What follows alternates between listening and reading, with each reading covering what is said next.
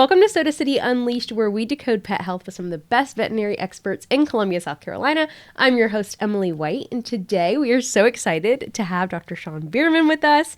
Dr. Bierman is the owner and lead veterinarian at 5 Points Animal Clinic. Thank you for coming on to the show today. Thanks for having me. Yeah. Absolutely. Yeah. Tell me a little bit about yourself. Are you from Columbia? Not from Columbia, originally from the Midwest, from Iowa. Wow. Actually graduated from Iowa State Veterinary College and moved to Columbia in 2009. Okay. Practiced in Columbia, the whole time. Joined 5 Points Animal Clinic in 2015. Became a co-owner in 2018 and a solo owner in 2022. Wow. So, well, congratulations on that. That wasn't that long ago. So what brought you to Columbia from Iowa? Great question. So when I was in vet school, you have summers off between semesters. My wife at the time was a nurse. She took a travel assignment in Mount Pleasant. So I got to be a beach bum for the summer. And I'm like, man, if I ever get a chance to move down here, I'm going to do it. Opportunity came up. Closest I can get was Columbia. I'm like, I'll take it. Close enough to the beach for me. Right. So, and the rest was history. Yeah. Wow, what a hard place to be a beach bum. Mount Pleasant. I know. It was a great summer. It sold me, and I was like, you know what? I'm definitely gonna move here. It's South Carolina, and I think Columbia specifically is such a hidden jewel because you can be at the beach in 2 hours. You can be in the mountains in 2 hours. It's underrated. People think that there's not much to do, but there really is. The beach, the mountains, the culture we have here, it's really great. For sure. And the lake too. You know, just hop, skip and jump away and go to the lake. There's always something to do. Yeah, absolutely. 5 Points. So you are in the midst of the city. We're in the heart of the city, yes. Do you find that to be enjoyable or difficult or? Oh no, it's great. We have a great mix of clientele. A little bit of everything. We pull from surrounding communities, faraway communities. People from Batesburg come to us. Oh wow! It's a nice eclectic mix of people right there next to the college. So we get the college crowd, the students, and the professors. Close to Fort Jackson, so we get the military people. Right. It's a nice eclectic mix of people. We love it. That's awesome. Okay, so what makes a locally owned primary care clinic more especially important to a community like Columbia? We love our Banfields, we love our our big corporate owned, but a locally owned clinic where the owner is the veterinarian there. Why is that so important? Well, I think what's nice about our clinic, particularly, is the roots that we've established. I mean, 5 Points Animal Clinic, the building was built in 1930, and it's always been a veterinary clinic. So we're coming up 100 years of of being in the community. So just having that stability in the community. We have clients that their grandparents came to the clinic when they had pets. Wow. So just that longevity, that foothold in the community, is great. And with some of the bigger practices, the corporate-owned practices, you just don't get that connection. Absolutely. And investing back in the community is important too, because with locally owned businesses, they're investing more into the local community. That we're not beholden to investors or shareholders that might live in another state. So that's nice to contribute back to the community. Keeping everything right here in Columbia. Exactly, yeah, that's really awesome. I had no idea that you guys had been there that long. Yeah. Was it always called 5 Points Animal Clinic? I don't think so. I don't know what it was called originally. We actually had one client not a client, just a woman, who stopped by one day. She came in and introduced herself. She just wanted to look around because her grandfather had owned the practice and she was an older lady herself. So it's nice that people know that it's always been there. And, yeah. You guys should have a big blowout bash. I'm planning on it. Yeah. For the centennial, is that what that would be? It's going to be 100 years. Yeah. Wow. Yeah. Wow. That's awesome. Have you always done general practice? Have you ever done any? Yes. Always been general practice since I graduated. So what is one part of general practice, veterinary medicine, that clients are usually surprised by? Something that you guys do a lot? Maybe the diversity, maybe some people think that general practice is just wellness visits, vaccines, things like that. So when they find out we also do things like dentistries and surgeries and internal medicine, and we take our own x-rays, and, so it's a lot of people don't understand the extent of what we do. Right. So. That's something I feel like we see a lot at CVETS too, is they have neurologists for animals. There's a lot of things that they have for animals if you just look around, which is really cool. Dentistry is always so interesting to me. I mean, and it's such an important part of pet health It's a too. huge part of pet health, yeah, for sure. Yeah, and that's, I mean, something you need to get your pet's teeth cleaned. It 100% like can connect to other things in the body, right? So yeah, I tell people all the time, if there's two things you can do as a pet owner to really impact quality of life and longevity is make sure we always have a clean mouth and make sure we maintain a healthy weight. Those two things, are going to give you the biggest bang for your buck. Those are good human things too. Yeah, for sure. I think those are two things we could probably nail down. What is a common myth about primary care veterinarians that you'd love to clear up? Maybe to tie into the fact that we're not just vaccine pushers or not just, peddling heartworm flea preventatives, that we're there for, anything that might arise. Even if we can't address it, we have great local partners that we're able to address the needs that we can't take care of. So absolutely. Yeah, I think it's, I know when I first got my dog, I had never really had animals growing up. And I was like, I know I need to get shots of some sort. So what do I do? What do I do now? Where do I go? Yeah. So you often see, especially with how long you've been in Columbia, you see pets their entire lives. Yeah. What's the most rewarding part about building those long-term relationships? Well, obviously the relationship with the pet, but also the relationship with the clients, because, you're seeing them the whole time too, and you're seeing their kids grow up and, the good things go on in their lives, and you're become a part of their lives too. So, yeah. And just, knowing that, you have set these owners and patients up for good health their entire lives is just so rewarding. So, yeah. It's probably really nice too to be able to see a puppy when it first is getting its boosters, and then be able to treat that dog later on in life, or that cat when it's reached the older age. Help them through the tough things too. Yeah, absolutely. Every pet comes with a client, an owner, and sometimes we talk to vets who are like, well, when I was in vet school, I we only worked with the animals, but you have to get those people skills going too. You sure do, yeah. Because they have an advocate that you have to talk to. So, we joke sometimes that maybe in vet school there should be some communication classes too, so you can. I think so, because that's part of it. That's part of you're not taking care of just the patient, you're taking care of the owner too. Absolutely, because there's a lot that goes into owning a pet and loving a little animal that you're advocating for and who can't speak for themselves. So just bringing them to the vet, right, and caring for them that much, super important. So you guys do a lot of stuff in-house, surgeries if needed, x-rays if needed, those kinds of things. How do you know when it's time to refer a patient to an emergency or specialty care? A lot of it is experience. Obviously we want to take care of as much as we can internally, but just knowing that, maybe this animal needs more advanced care than you can provide. Maybe it needs, overnight care that you can't provide. Maybe it needs advanced testing that you can't provide. So just knowing that, this is what we need, this is what we can provide, and when we go beyond that, being able to reach out to your community partners. Absolutely. So. How do you explain that transition to clients who might be a little overwhelmed? Yeah, it can be scary, talking about going to a big ER or a referral clinic. You don't know anybody, you don't know the doctors. There's a big question about how much is this going to cost me. Right. So just, spending the time to educate them. Okay, this is what to expect. This is what's going to happen. You'll meet with a doctor. They're going to go over a plan with you. They'll give you an estimate. They'll be very upfront about everything, and just having, and that's where the trust in your referral institutions comes in, because you can have that confidence to say, okay, you're going to be in great hands. I would trust them with my patients. This is what is going to happen. This is what you can expect. Just to kind of, answer some of those questions. So. Yeah, that I would think in your position that the trust between you and the client, and then you and who you're referring to, is super, super important. It is. Because if they have a bad experience, they're going to come right back to you and say, you don't want to send them there. Yeah. right. For sure. Yeah. So it's important for the whole circle to, I know, for me personally, medically, if someone is referring me to another doctor, my first thought is okay, but are you going to talk to that doctor? And are they going to understand what's going on? Now that we have my chart, it's completely different, but I'm sure they have those concerns too. And that's something I also am always sure to relay, is that I'm not just passing you off to this other doctor. We're going to be in communication either directly or indirectly, where I'm able to, watch things almost in real time as they're updated in your chart. The portal is great for updates. So it's a team effort. Yeah, absolutely. And reassuring that it's all gonna be good.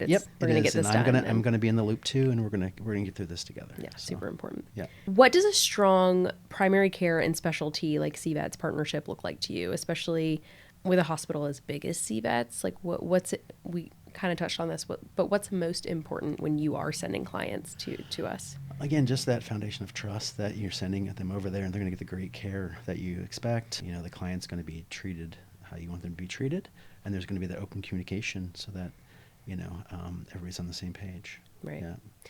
Being in Columbia, downtown Columbia, and knowing that you really have options when it comes to specialty care, as opposed to, say, if you were a practice out in like Elgin or somewhere further away. Mm-hmm. Does it give you a little more peace of mind to know that if you need those resources, they're closer? Absolutely. I have a colleague, a classmate, who practices in upstate New York, and the closest referral practice for her is Cornell, like an hour and a half, 2 hours away. So she's an island, and right. She's had to learn to do things outside her comfort zone. Mm-hmm. She's looking into seeing small ruminants because there's nobody around her that sees them. So yeah, it's nice to have that local resource that that, okay, if I need to send somebody somewhere, I'm going to be able to do it easily. So, right. Yeah. I feel like the veterinary community here in just like the Midlands area is really great too, because it's like, well, we don't see chickens, but I know someone who does, and here you go. Here's their card. Yeah. Right. Like everyone is on the same page there. Yeah. What advice would you give pet owners, and you probably do this every day, about being proactive instead of reactive when it comes to their pet's health? That it's so important that we stay on top of pet health proactively, because they can't tell us how they feel. They can't tell us what's going on. Our only way is to stay ahead of the curve.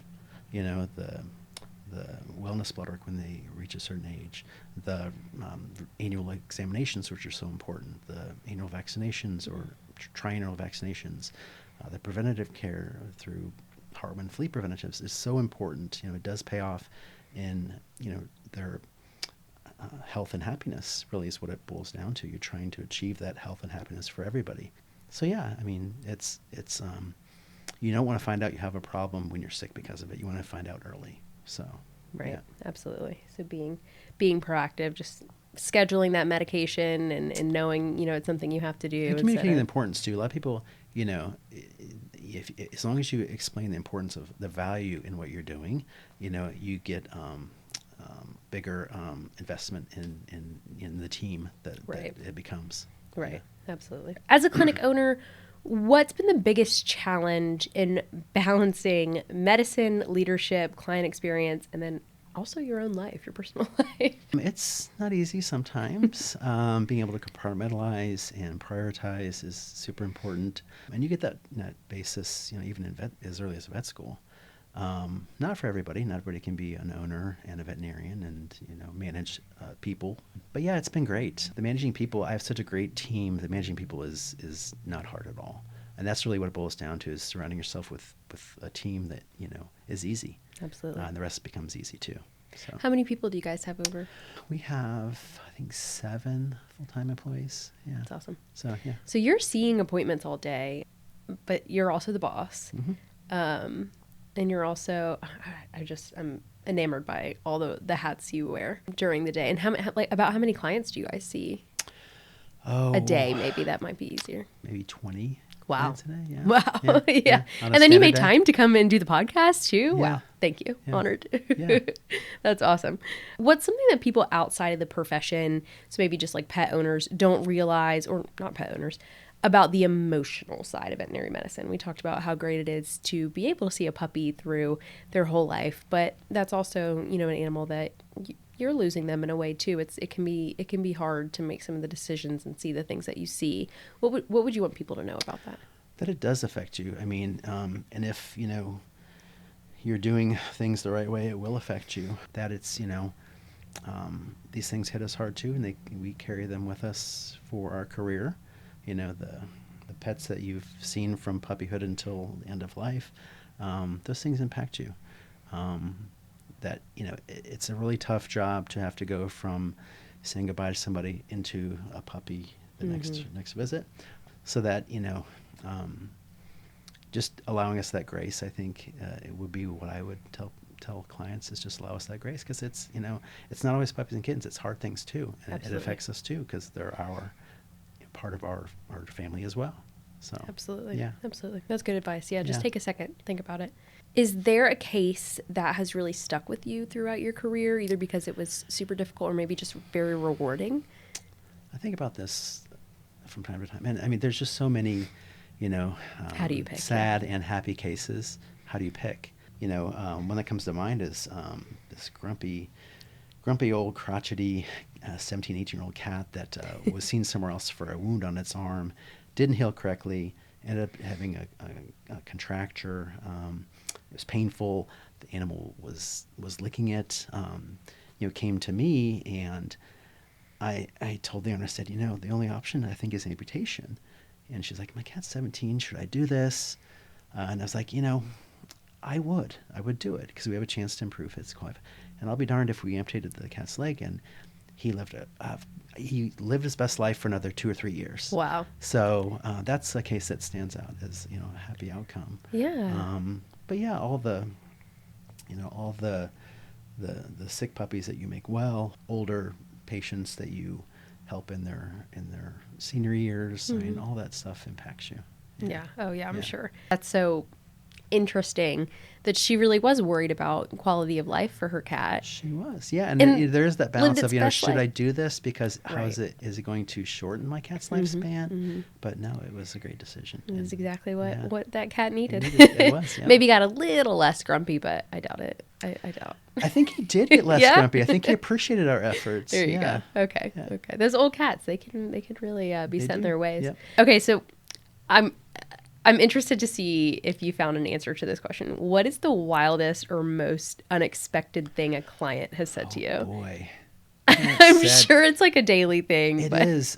Maybe not said, but I mean, the amount of clients that will show me things on them. Like, hey, what do you think about this? On their own body? Yes. And it's not just me. That's a profession-wide thing. You hear colleagues saying, yeah, somebody showed me this lump or this lesion on them today. Yeah. You're just like, people will do that. I'm like, sir. Well, I can't tell you. You should see your doctor. You should see your own doctor. Yeah. You don't have a tail, so I can't tell you what I think about that. So. Oh my gosh. Yeah. I don't know what I would do in that situation. Yeah. Smile politely. Just the personal details sometimes people share. It's like, the TMI things. Yeah, right. It's, right. Well, I got this cat because I got a divorce. And like, well, yeah. That's, no, the cat's history. I need the cat's history. Yeah. That's interesting. Why is collaboration and I'm not sure if this is something you do. I'm sure there's groups around, but collaboration between clinics like in Columbia is so important. Do you ever collaborate with your local primaries or? Sometimes, yeah. There's small independent practices like ours that they'll call and say, hey, do you have a dose? Do you have a bottle of this, that, or the other I can borrow, and I'll pay you back. Yeah, so that that collegiality between small practices like ours is so important. Do you guys ever see each other in the wild and you're like, give that knowing nod like that? You see the veterinarian from down the street and you're like, yeah. Yeah, absolutely. Because again, it's this pretty small community. We see each other out and about. So yeah. What do you think makes the Columbia veterinary community so unique? I think the fact that there's so many great veterinarians in Columbia. Just take your pick. Just the amount of good care you're going to get in Columbia, I think makes us a little bit unique. Some of the rural practices, they don't have, they kind of more in a bubble, so they don't have things to bounce off with another veterinarian, where we do. We can call our specialists and say, I have this question, what do you think? Or even other colleagues, so we do have that as a great resource. So I would think too, Columbia is a college town. It is big in government, right? Capital city. And then you have like the different military bases here. So there's just so many different kinds of people. Yeah. I'm sure like one appointment could be an 18-year-old who thought it was smart to go to college and immediately adopt a dog. And then you have like someone from Fort Jackson who's in their full uniform. I mean, I'm sure it's very unique. We see all that. We see, college kids where, they're coming in with their first pet as an adult, and they need all the things, all the advice and information and knowledge you can impart. And then, the older people that, this isn't the first rodeo, we see it all. All of it, yeah. I'm sure if you guys ever stay late too by accident and don't get out of 5 points in time, you see a lot of fun stuff too, right? Yeah, it's after dark. It's a vibrant community. I'll put it that way. Different. Yeah, it's different. It is. I feel like it's changed in the past maybe 5 to 8 years. It's not as quirky as it used to be. Yeah, but it has gotten better. But we still have our local characters that keep us on our toes. Yeah. Oh yeah, it's a fun place. I went to USC and frequented 5 Points as a student. And then I lived in right outside of 5 Points for a long time. And my view of it then was a little bit different than it was in college. Yeah. And it just kind of changes with you, right? Yeah. Yeah. It's a cool place. It is. Okay. So what are you most proud of when it comes to 5 Points Animal Clinic? I just think the foothold we have in the community, the respect we have in the community, the trust we have from our clients. I'm very proud to maintain that, and we work hard to maintain that. We want to keep that torch going. We want to, respect the past and maintain the future. Absolutely. So, yeah.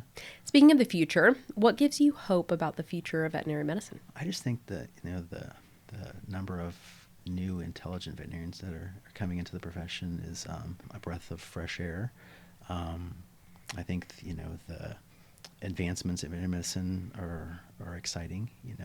We're able to do a lot more than we could even when I first got out of vet school. So I'm excited that it's the progression of veterinary medicine. The value that people are placing in pets is evolving too. So yeah, I'm excited about all those things. Absolutely. Yeah. Pets are the new kids. Plants are the new pets. I don't know what kids are. They're somewhere. They're their own thing, I think. Yeah. They're a lot. Yeah. If you could leave pet owners with one takeaway from today, what would that be? Thought about this one too. Maybe just be sure to establish and maintain the trust with your veterinarian. Trust that they're there to meet your needs and to serve the best interests of your pet through good times and bad. Because sometimes people, they will they'll be all for it when things are going well. But, and the hard times is when you have a hard time sometimes maintaining that trust. So just maintain that trust, because we're going to be here for the good times and the bad, to get you through all of it. Absolutely. So, yeah. Well, thank you so much. Yeah. Thank you for joining us today. Well, thanks for having me. This was fun. Great. Yeah, awesome. Yeah. Well, until next time, give your pets an extra pet from us. And thank you for joining us for Soda City Unleashed.